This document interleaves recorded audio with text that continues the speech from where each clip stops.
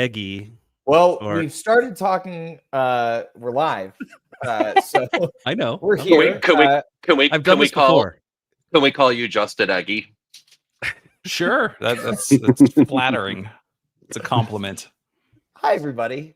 Good afternoon. Welcome back to another episode of Always Almost There, Day After Show Live. Kev made it to Phoenix, everybody. He survived Vegas. He's out of state. He's on tour. We've got Tour Kev, and of course, very good friend of the pod and host of the most amazing Eggy podcast you can listen to out there, Vice or Virtue, Mr. Justin Bruce. Hi, Justin. Thanks for having me on, guys. It's your annual Day After Show guest spot. Every time they play in Vegas, you are contractually obligated as our friend to come on the pod.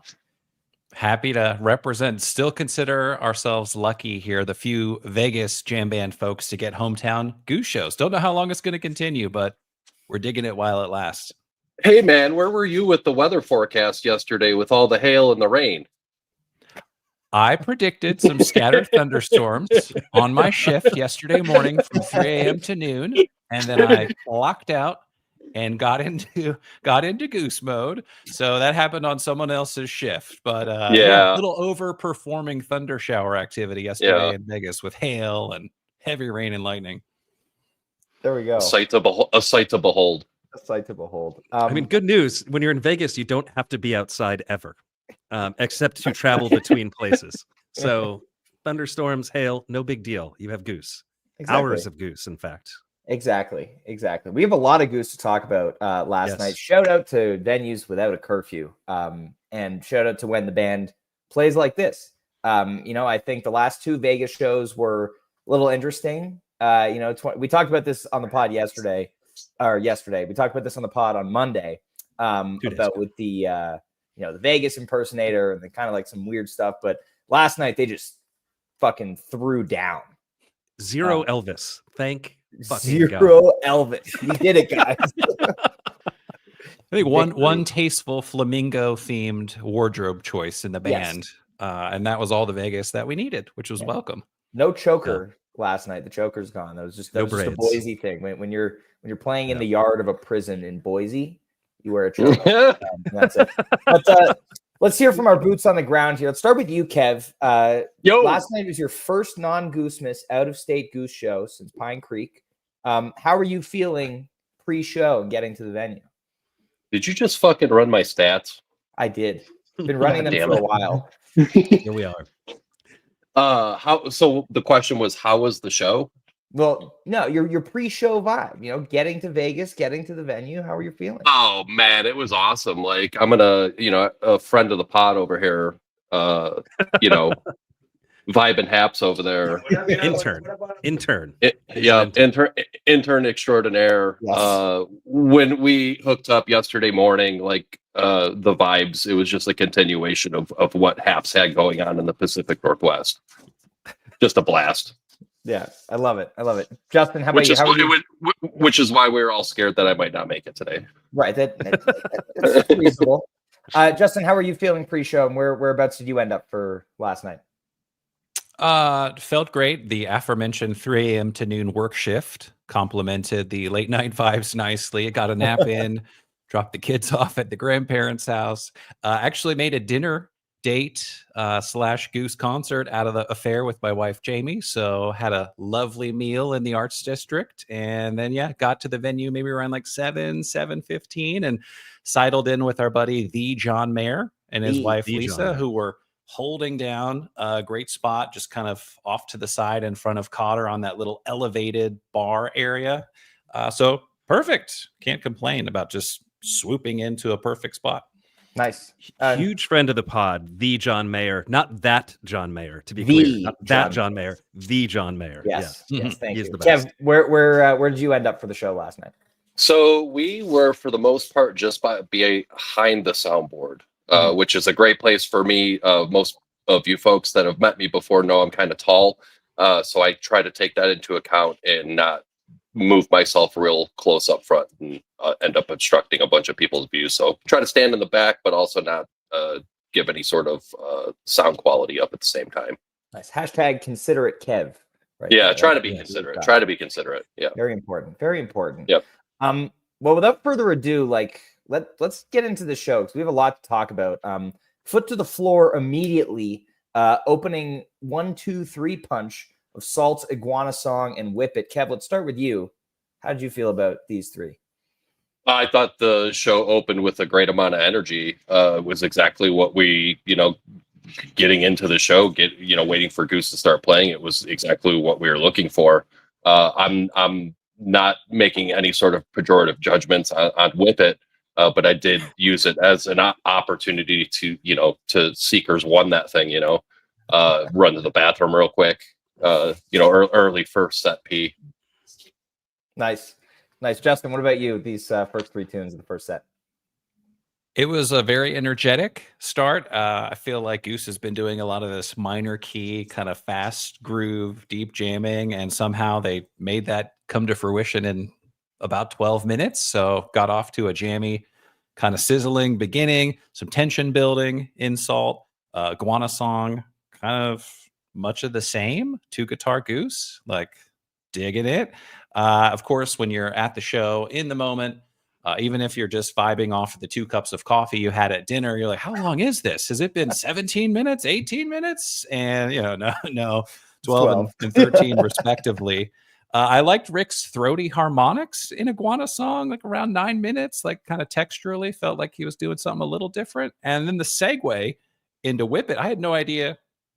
I don't know everything that you guys know. I was like, what are they going to go into? Yeah. And then when they went into Whip It, it really stirred the crowd up into a frenzy. So it took the energy, which was high, and just kind of kicked it up another notch.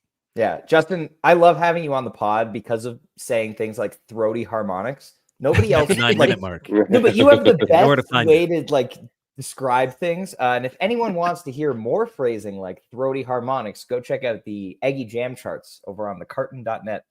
I love this start to the show. I mean, Salt is literally, as we've seen, can go anywhere in the show and be amazing. And it's an instant shot of energy. Like it was an instant shot of energy for the crowd. Yes, and they have this propulsion behind the jam that they kind of come back to in Dustin later in the show, like similar kind of space. But I love that Iguana. Now third live performance. Just keeps getting better every time. This one was like kind of pushing at the boundaries a little bit. Pretty lengthy last section where they brought it way down, and then Whip It's just fun. Whip It is fun. Devo rules. I don't care what anybody says. It's excellent music, and I like it when they throw it into a set because it just takes a hard turn no matter what, because stylistically it's so much different than everything that they do. But everybody knows the song. It does exactly what like a little cover should do for like a bar band. And Goose was in bar band mode last night, in my opinion. Mm-hmm. There was fun and playfulness throughout this whole thing while still being true to who they are. And I think that starts with Salt. There are a couple jams in this show that are both short and excellent and get to excellent spaces quickly. I think this Salt does that. Like Justin said, it's hard to perceive how much time has passed by the time the Salt has ended, because they go to so many different spaces in such a short period of time. I was hearing just straight 1994 Fish vibes again, but not in the Westville Rockdale way, just in phrasing. And it felt like Rick was channeling kind of those Trey vibes. Just getting a lot of Trey out of Rick last night. And that's okay. That is good stuff when he does that. And so I really enjoyed what the Salt did. Iguana Song said this last pod. It's one of those songs that jam bands have, and I don't know how to describe why they get to this space, but they don't jam much. But whenever they appear in a set list, they enhance the show. So you would think counterintuitively, like there's no jamming in the song, therefore, or there's very little jamming in the song, therefore, it's a good one, not a good one, we can skip it. This one enhances every set it's in so far, in my opinion. I love it. And it's not just because it's new. The song is just dope. And like Justin said, 2-guitar Goose is always worth listening to. Yes. Really always. Excellent way to start this show, and establishes a vibe that they carry throughout the whole entire show. Iguana and the 2-hole. It's the new Doc Brown and the 2-hole. It's the new Doc Brown, man. Absolutely. This is the second one in this tour that we've had, leading to something really cool. And I think your point on them covering so much improvisational ground in that Salt is interesting, because I think it's those very high speed spaces are where they're feeling most like exploratory at the moment, I think. anytime they're really going forward like that, we'll talk about the jive lead that we get to later, and that place in the Dustin. And we keep talking about, Cotter hits that double time in a jam, and you're getting there. And I think that has always been a more unknown territory for them. I think you have high speed jams, but it was usually like a big Rick peak. And so I think recently with these faster spaces it's, not a high speed, like, Creatures type of thing where it's like high energy and fast, but it's a disco vibe. So I think this is a new thing that's really been coming forward in these, propulsive and faster jams that they want to do stuff with. Which is why it evokes mid-90s Fish to me, because I think that is emblematic of mid-90s Fish. But there you go. And all I right. think yes. real quick, I think Ryan, what you're highlighting in Cotter is his ability to I think level the band up in a sense of being able to slow down and speed up. Mm-hmm. The whole band's playing, not just his playing, but to be able to be almost like that timekeeper 100%. And speeding up and slowing down. And maybe that was maybe a 1 year thing before. Yeah, and as people have mentioned in the chat, that's 2 iguanas in a row where Rick's messed up the lyrics. Not super surprising given Rick's propensity to mess up the lyrics a lot, but we'll see what happens. Yeah, Bobby passed him the lyric flub torch. Thank you for that. Yeah. Next up, we kind of get a little breather after the very high intensity of the first 3 songs with Your Ocean, then Draconian Meter Maid, Old Man's Boat, Atlas Dogs, and then we'll save the. Let's just go these next 3 here, actually. Your Ocean, Draconian Meter Maid, Old Man's Boat. Let's throw it to you, Justin. What do you think of middle of the first step? I honestly think you could talk about the 4 of them, even though I know that's not your preferred format, but just because vibe-wise, like I thought that Your Ocean flowed, and then Draconian Meter Maid, the song itself is kind of herky-jerky and energetic and has like a pop to it, but then you get into this big peaceful Trevor jam or Trevor led jam that I felt like followed up Your Ocean just kind of like thematically pretty darn well. And the fade into Old Man's Boat, same idea. Everyone kind of gets their turn in the piece there. Get a little Peter action, little Trevor action, little Rick action. But I thought that like 8 minutes into Old Man's Boat, they get back into that groove, like what you guys are kind of talking about, that higher speed, kind of faster, like, all right, we're just going to cook over whatever Cotter is doing. And that seems to be the space that they really want to live in. And that faded into Atlas Dogs. So really a smooth 4-song stretch, and like energy wise, it was in a great place, but still doing some things. And the Draconian Meter Maid, like just the song structure, as I mentioned, kind of was a little pop of energy. Mm-hmm. And I mean, again, another Meter Maid with just a gorgeous bliss jam. Like it's just like, it's there. You're getting 10 to 13 minutes of just beautiful music every time they're playing this song now. And I love it. Kev, what do you think of this midpoint of the set? Yeah, just to kind of continue on with what Justin was saying, I would like to throw it back to you guys. Maybe what did you think watching at home when they started playing Old Man's Boat? Watching at home. Well, Ryan's got an actual opinion. I am of the belief that Old Man's Boat didn't happen because that track wasn't on Nugs this morning. Well, it's there now. Is it there now? I haven't gotten a chance to listen to it. So full disclosure, I've not heard last night's Old Man's Boat. Therefore, it's probably the best version ever. I get to believe, at least for now, it's the greatest version of Old Man's Boat ever played. Yeah. Right. It's the, what's the shit? I forget, the cat. The cat. Or like that thing where it's like, if you open the box. Schrodinger's cat or whatever. Yeah. Schrodinger's cat. Thank you. The best and worst version of Schrodinger's Old Man's Boat ever Boat. played. Yeah. Schrodinger's both the best and worst. That's what we're doing. I was just curious because I was thinking about it in terms of being in the moment and thinking, wow, that's sort of an odd song choice where they were in the set. But then, like, once they got past the chorus and they started playing, I was like, okay, all is forgiven. You know what I mean? As happens when they play Old Man's Boat, right? I think that is kind of the knock. And if you kind of think about energy of this set, it's really easy to look at this and say on paper, this is bad. So you get Your Ocean. It is an incredibly slow song.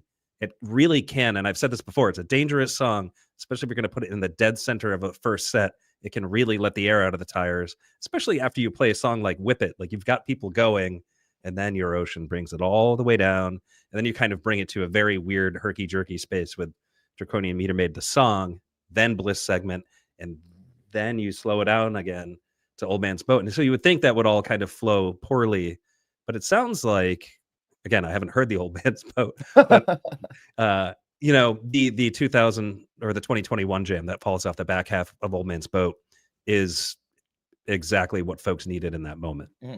I think you get a similar vibe to like the Boise first set, where like the band is playing so well and has so much intention and energy behind what they're doing that it doesn't really matter if the song selection is weird. Like this is a weird show on paper. Like you look at this and like, seeing the mid set two, jive Lee, and like the way that this first set reads is like, it's weird, but it's amazing. Well, and again, they're trying new things. Every approach to Colorado, right? I think it's important to name about this show and tonight's show. It's just like every show as they come up to Colorado, weird things happen because they are very intentional about what they play in Colorado. So every set list is made with those two shows in mind. Are you suggesting that they're not intentional about what they play everywhere, Neil? They are not nearly as intentional anywhere else about what they play, except for 3 shows before they play in Colorado. There's like no MSG, no such thing as a Colorado bias. Come on, there absolutely is. When they lead up to the MSG show, they won't do nearly as much stacking as they do for Colorado, and I think it's just because, in my opinion, hot take, because there's just, I don't know, that the Colorado is just so insular, right? Like all the things that have happened there are all connected. Whereas like it just feels more wide open when they get into the Northeast. So they say like, hey, we played this at SPAC, we played this, at Forest Hills. Like it's all the same to us. Like, let's just go out and play. Whereas when they're going to play Colorado, they really want to play a unique show. Yeah. I love Colorado too, Neil. There you go. Yeah. All right, let's get to the main event of this first set here. Atlas Dogs, Big Modern. I would like to pat myself on the back here. During Atlas Dogs, I skeeted. Like this feels like they're setting up to go into like a jam vehicle, like Big Modern or something like that, right off the jump, and they did. So go me. But it felt like we were at the point in the set where they weren't going to jam the Atlas Dogs, and it was like, we're going to use it as the launch pad into whatever is going to be the set closer. It could have been any number of jam vehicles. Very happy that it was Big Modern, as a fan of amazing Big Moderns like this one. And another thing, like, the Big Modern jam is just getting going, and we're 80 minutes into the set, and we don't need to be worried about having a 55-minute set too because of it. So yeah, hell yeah. But let's throw it to you guys. You were there. Justin, this was your first Big Modern. Kev, you saw it at Kuzma's. What were your thoughts on this jam? It was great, honestly. They're kind of in the same sonic universe for a long time, right? Like from 8 minutes to like 21 minutes, they're just plowing away. But especially in person, when everything is a little more vibrant, Trevor's a little louder, like you just hear everything a little more clearly than when you've got an earbud in and you're working and catching up on last night's show. Like, what a fantastic, 12, 13 minutes of improv. And they really had the crowd, I think enraptured. And for a partying out of town Vegas crowd, I love that they took it in the more serious direction and that they're comfortable to do that. Paid dividends. It was, I think, super interesting. Never lost my attention for those 12 or 13 minutes. And then at the end, they get a little weird as they get back into Big Modern, like those Peter Siren keys. Yeah. I love it. Like, get weird, guys. So yeah, fantastic. Really, really big fan. Felt about 20, 25 minutes long. I did not realize how long set 1 was in the moment last night till I saw after. I was like, whoa, a big, hour and a half set practically? Yeah. Just about. Pretty much. They're taking advantage after 3 consecutive shows of the, very early, 6:30 showtime, 10 p.m. curfew, taking advantage of, no worries. Kev, sorry. Yeah. I think there's something to be said for, I think it's a couple times now, Justin, that you mentioned like, hey, wait a minute, like, are they still, it's been 20 minutes, is it still that same jam? I think they made it real easy. I think 3 or 4 times that happened to me yesterday where I was like, wait a minute. And to see the number of songs that they played in total between the first and the second set, I was sort of blown away that I didn't remember like every individual song, because there were so many moments where I was like, holy shit, they're jamming the shit out of whatever that is. The Big Modern, I really love like edgy Goose, like anytime they embrace that little metal edge that they have. So I'll always take a BM anytime I can. You know what I mean? Kev loves a good BM.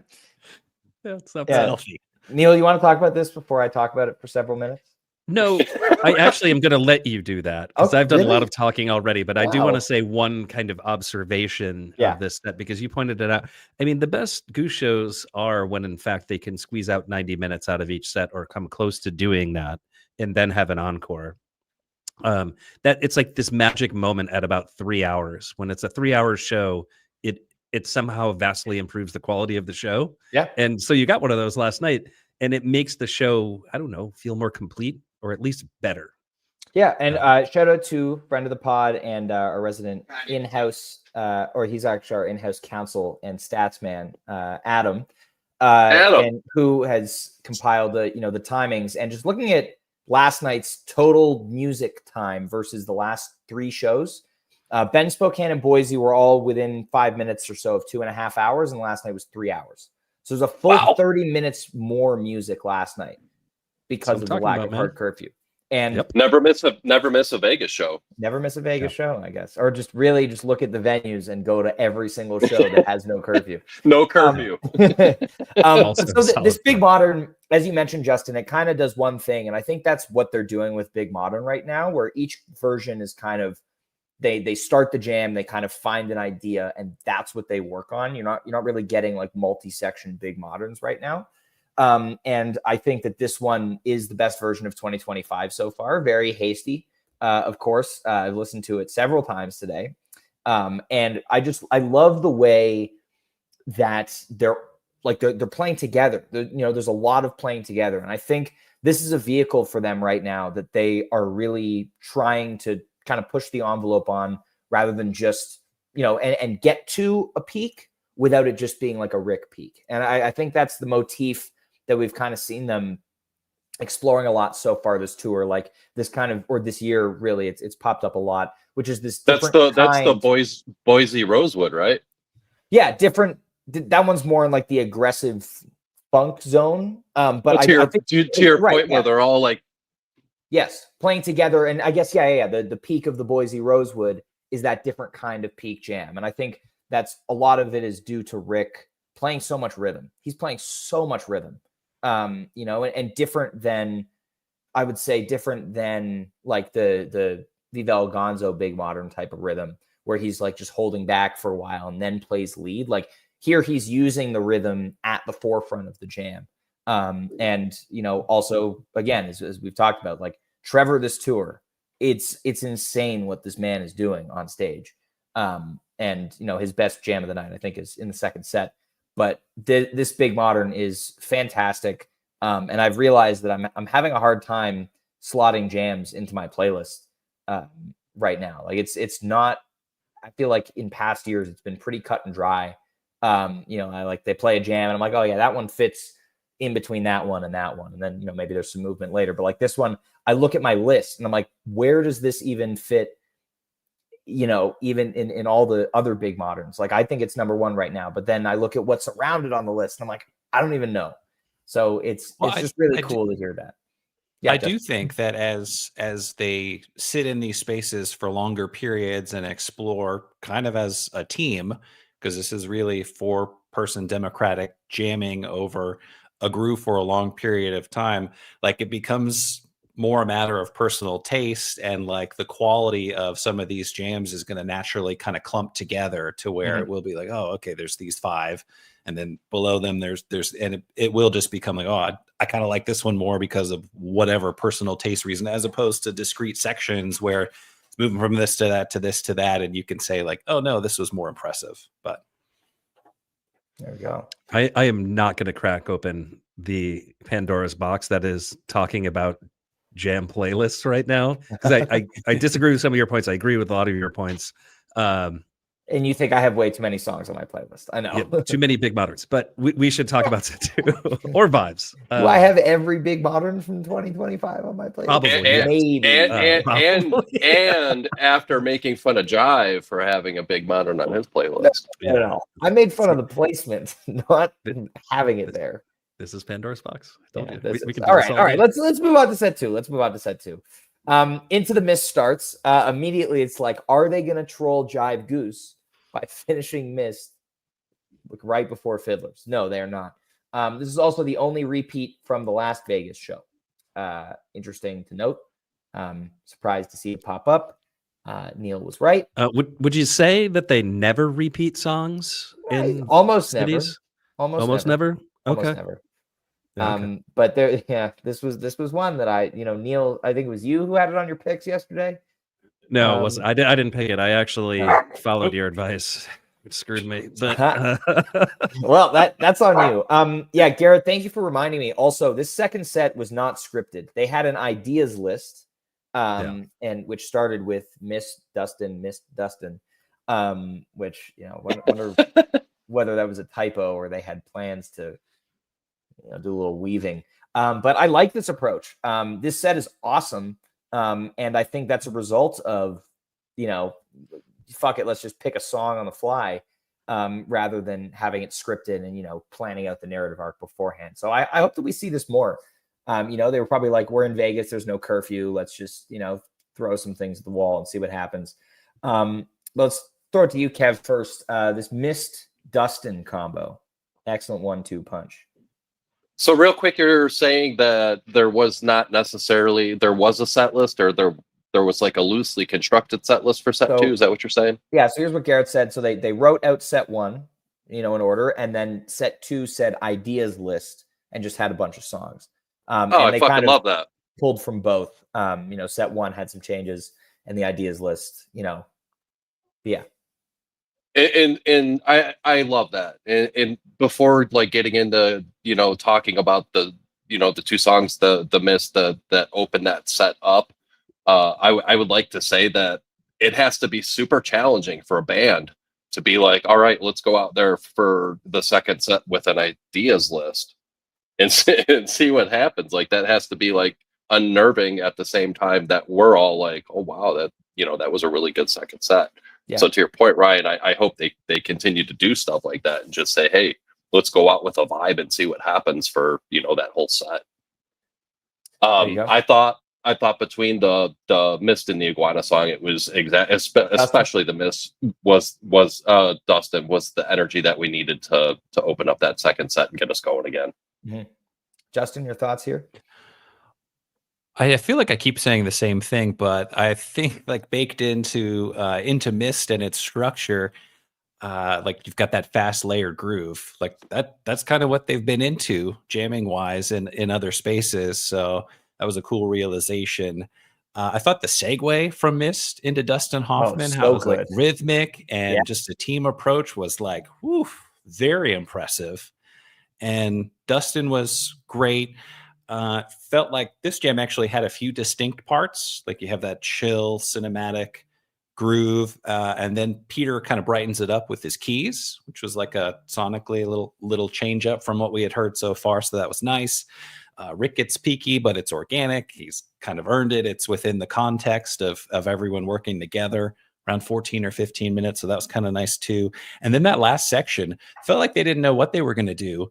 Like, but in a very complimentary way, like truly type 2, like, but they were doing it all together and like listening really well. So it was exciting. Didn't know what we were going to go into, but it was fun. Yeah, that part to me, that last segment is some of the best improv of the tour so far, easily. I love these. Trevor's playing these like long, drawn out notes in that part, and while again that high speed space, Cotter basically similar kind of pocket and driving groove that he played in Salt. But Trevor, again, just blowing me away with these very like upfront and lead lines, which is good. Neil, you got thoughts? Yeah, well, I mean, we've talked about kind of Trevor being able to do more melodically because of the things that Peter is doing underneath, right? Establishes what would be the bass line, so Trevor can expand beyond what the bass line is. The bass line, I say that with finger quotes. Yep. It's just, what our ears expect in rock and roll music, but it doesn't necessarily have to be that way, right? Peter, in some cases, can establish that simple groove that you expect from the bass line, pairs well with the drums, and then the bass player can go on and do his thing. There are other bands that are famous for this, the Grateful Dead, for example. Yeah, very interesting stuff happening here. 20 minutes of Dustin Hoffman in a set is awesome. Yeah. And I just think it should be in all sets. Again, I just want to talk about that segue. High praise coming from Justin, guy who listens to as much Eggy as he does, do segues better than anybody in the business. So appreciate that. That one actually kind of took me by surprise when I listened to it today. I knew it was coming, and I was like, "Whoa!" The way they executed it. Well, I wasn't watching, the slider on Nugs. It just, happened while I had my headphones in, and I was like, "Oh boy, that is something." So, love the way this first part unfolds. That's an excellent beginning to a set 2. I will take that every time. Mist, Hoffman, in a well-established jammed Mist, not a kind of lazy attempt at just playing a version of Mist to do it as a set 2 opener, which happens. Good. Absolutely happens. Then we get middle of the set, Jive 2, Jive Lee, Bob Don, proper width. Let me just say, mid set 2, Jive 2, Lee, hell yeah. This works. Is awesome. Well, but the placement's so good too, because Jive 2 kind of acts as this cool down after, the big energy of the Dustin jam and that. But then it builds up. And so you're not losing energy. And then you get just, what is this, like 10 minutes of Lee? That's just like ridiculous. It's again, another 10-minute condensed pocket. And again, Lee there's no song. So like a 10-minute Lee is equivalent to like, a 15 or 17-minute version of most other songs. So, or a 22-minute Arrow, yes. Or a 22-minute Arrow, exactly. But yeah, oh man, it's so good. Let's throw it to you, Justin, for this mid-set action here. I thought that, after some of the brighter moments in Hoffman, that Jive 2 is a great choice. They were like very comfortable all night long to sit in that patient pocket. And it was about 6 minutes. That little bit goes a long way, kind of instrumental jam, as they went from quiet to loud from like 5 minutes to 11 minutes. And that's just patience to draw that out over 6 minutes and just see where it goes. And thought Jive Lee was great. Picked up the energy. Again, in my head, I was thinking like, oh, are they gonna go back into Mist and like bookend this? Was thinking that would have been great. Was thinking Saints, but I was like over my knowledge of what was possible and what was not possible in the Goose universe. See, that's the Eggy guy in you. Well, and the last time they played the ending of Mist was the last show in Vegas. So that's oh, okay. Oh, yeah. I was at that show and do not recall. Yeah, there you go. And well, to be fair, Justin, nobody focuses on the ending of Mist at all, except for us. Yes. Yeah. Well, specifically Ryan and Jive. They care about it more than anybody I've ever met in my life. I care about it because my friend Jive Goose cares about it. I feel like we hyperfixate on all of the songs that they don't finish. I think we hyperfixate on all of the things that they do. That's the whole point of all concept of this. Of the podcast. Vibe, Yes. I was appreciative, speaking of like nuanced pod things, that we did not get a 3-pack opener, since we know that Peter's aware, and also, I think we're fine. Save the ending to Mist and the ending to Mist and the ending to Mist for our buddy Brian Brinkman and everyone else at Fiddlers in a couple of nights. Oh yeah, it's coming. They left it unfinished last night, so then on Friday they can play the one full set of just the Mist ending. And I sure hope so. I hope that happens, just for the laughs, because it's going to be wonderful if it does. Well, Neil, you had thoughts on this Jive Lee, yes? Oh, I do. I mean, so I talk about this a lot, but when you're listening kind of passively, you're not at the show, you've got your headphones in, you're re-listening to a show. Every once in a while, a jam just comes and grabs you. And generally that means it's amazing.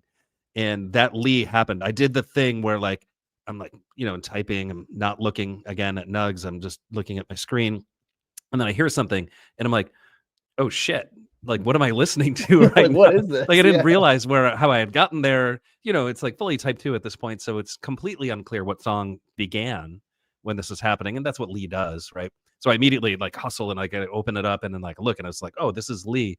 And then I'm like looking at the timing and I'm like, oh my God, like how did we get here? There is some really cool stuff that happens in the last, I want to say 2.5, 3 minutes Yeah. of this, where really some inventive, adventurous improv that they haven't been doing for the last 6 shows. So I think that's important to note here, that in this particular show, you're getting some, well, maybe not 6 shows, but like in the last like 3 or so, like really adventurous stuff Mhm. that didn't show up in the second longest jam that they played ever just a couple nights ago. Yeah. You know what I mean? So I think folks who went to Vegas were lucky. So they got some of this stuff. And this is the thing that they've been doing since February, where they're finding these spaces fast and they're truly excellent, beautiful, exploratory improvisational spaces. And Yeah. that happens in this league. It's amazing. Kev, anything to add here, or you can take us into Nah, Bob Don as well?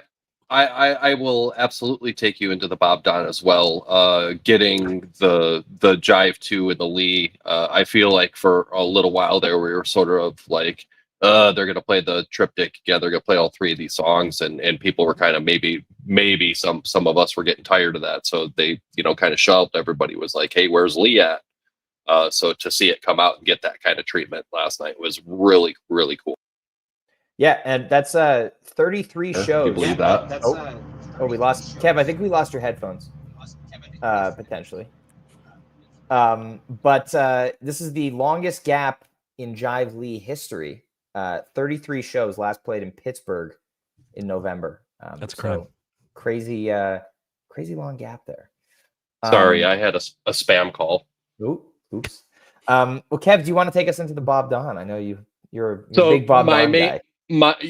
So I absolutely loved it in the moment, and we got the width as well. But my main point about that is I had the balls to put that as my 8-pointer yesterday. Congrats. Well done, Kev. Yeah, I actually had a good fantasy night for like the first time all tour. So, yay. I did horribly. Justin, on your end, any thoughts on Bob Don and You Spin Me? Actually, I thought I didn't know that they were going into You Spin Me. So I feel like that was a minute or so of some pretty worthwhile improvisatory space where it's like, oh, I have no idea what we're going to do. And shout out to my wife, Jamie, who I would stake my life on she's never going to listen to this podcast, but she called it. I was like, what is this? I have no idea until they hit the chorus. But she knew,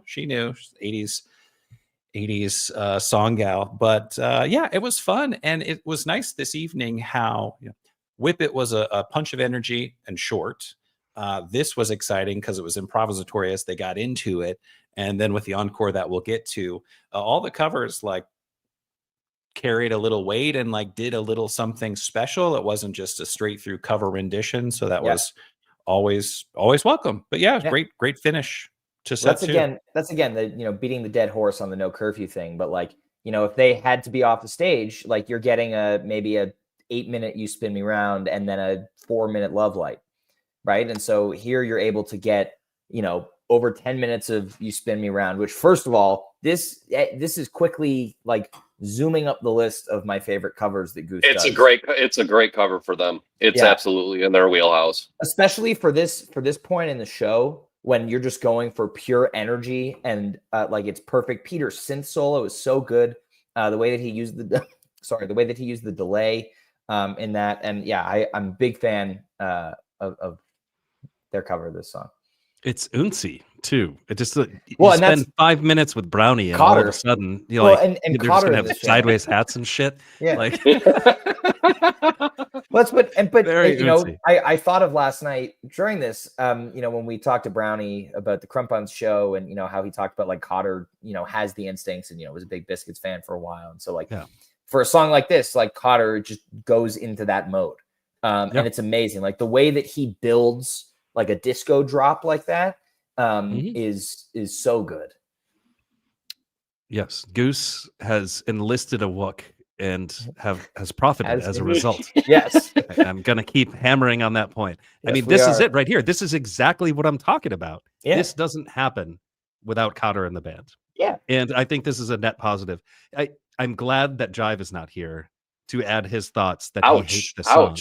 Because I he'd wish be he was wrong. here. Does he hate it? We haven't heard from him. Oh, he would say night. like, I think like we're crazy and it sucks and all that stuff. And so we don't need to go down that road. He's preparing his mountain cave for when he like goes to civilization for a few days this weekend. Yeah. And then yes, but if they were to have played it at Fiddler's, I'm sure it would have been fantastic. Maybe the best version ever. Yeah. Maybe. And then then the Love Light encore, Kev, if you want to take us through it, it's like, you know, guitar duels, a little bit of darkness in there, just, you know, 2 guitar Goose, but Goat Love Light. Anyone? Yeah, the mobile catio is being prepared as we speak for his descent down Salida Mountain into the Denver metro area. Yes. I thought they ended the show with Love Light. I thought they ended it with the same energy that they opened the show with. I thought it was, you know, Love Light can be a polarizing song, I guess. But I thought it was an excellent bookend to the show. First set, second set, Salt ending with Love Light. Just unmatched energy beginning to end. And I think that Love Light was evident of that. Amazing. Justin? I love that high-pitched guitar duel between Rick and Peter early. Like, I don't know if I've missed out on some of the Love Lights. I don't know if that's a routine thing, but that was fun. Yeah. And then some darker vibes as it went along. So yeah, just sort of hint on or follow up what I said earlier. Just taking a cover and doing something special with it and making your own is always the move. And since they weren't crunched for time, nice that they did it. But yeah, they really held the crowd's energy throughout the entire show. You know, the quiet moments, like we're not super chompy. It's a little chompy the first couple of tunes. I think just people are excited. People have been afternoon imbibing because they're in Vegas without any responsibilities. But I thought that they held the crowd in the palm of their hand pretty much the whole way. It was great. Amazing. Thank you. And we always appreciate the locals view. As Rick said before the second set, he was like, any of you from here? Like at least a couple of us. Yeah. So I was like, there are at least 2 people in the crowd who I know are from Vegas. Right.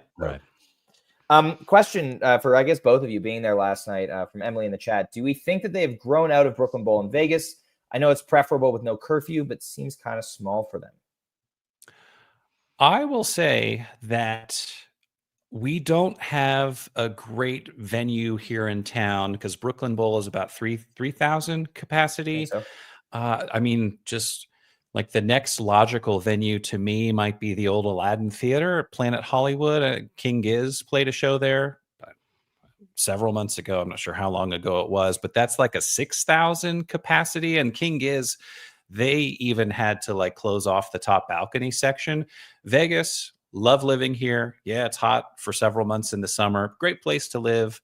Wonderful community away from the strip. But we don't have a great jam band community. So I think Brooklyn Bowl kind of works because it's primarily out-of-town folks who are just visiting to see the music. And we don't have 2,000 jam band fans who are going to come out on a weeknight to see a show. So as long as it works, I'm thankful that it is working, but there is going to be a little bit of a jump up if they want to keep coming here and want to play a bigger venue. Yeah. They're no Morgan Wallen or whoever the country artist was that was playing last night. It was Kenny Chesney, man. Come on. Whatever. Yeah, the Sphere. Come on. Kenny Chesney. No Shoes Nation, Neil.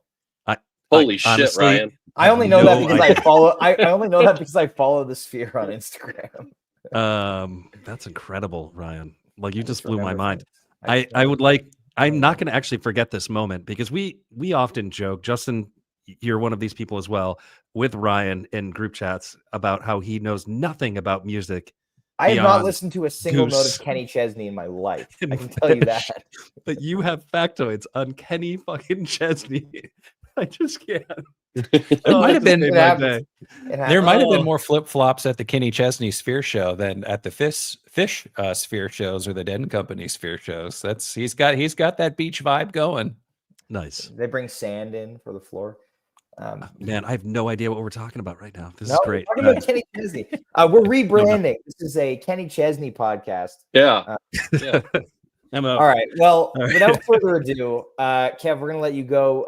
Get ready for tonight's show. You guys are in Phoenix, ready for another great one tonight. Justin, thank you so much for being on. Always such a pleasure getting to pod with you, and hopefully they come back to Vegas soon so we can do this again.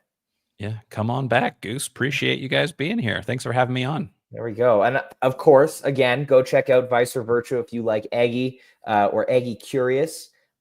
It's possibly nerdier than us in some aspects, if that's even possible. I would say more professional. Definitely more professional. Oh, Yeah, 100% more absolutely. professional. Yeah. Quick 15-second plug. Yes, do it. Eggy as a band was nice enough when I asked them when I started the pod to let me include soundboard clips. So I don't do live episodes, but I do edit the hell out of all the episodes that I put out. So if you're Eggy curious and you want to hear what their jamming sounds like, just pick an episode, as long as it's not one of the interview eps with a band member. Like you'll hear some Well, I Eggy mean, you and still you'll get wanna a listen sense to of whether or those. not you'll like it. Awesome. All right. Thank you, Justin. And thank you, everybody, for tuning in. We will see you tomorrow afternoon to recap tonight's show in Phoenix. Tonight is deciding whether everyone should go to Indianapolis. Will we get Mustang Sally? Will we? Oh, you are in the right city for it. Yeah. So anything can happen. Mustang Sally 8-pointer tonight for you, Kev. Might.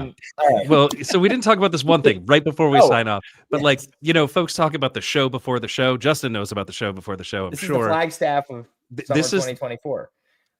Yeah. Some bands are very good at the show before the show. Some are not. That's all I'm going to say.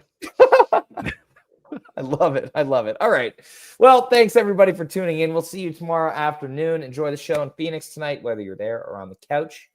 Thanks again for listening. Potent fruiting bodies.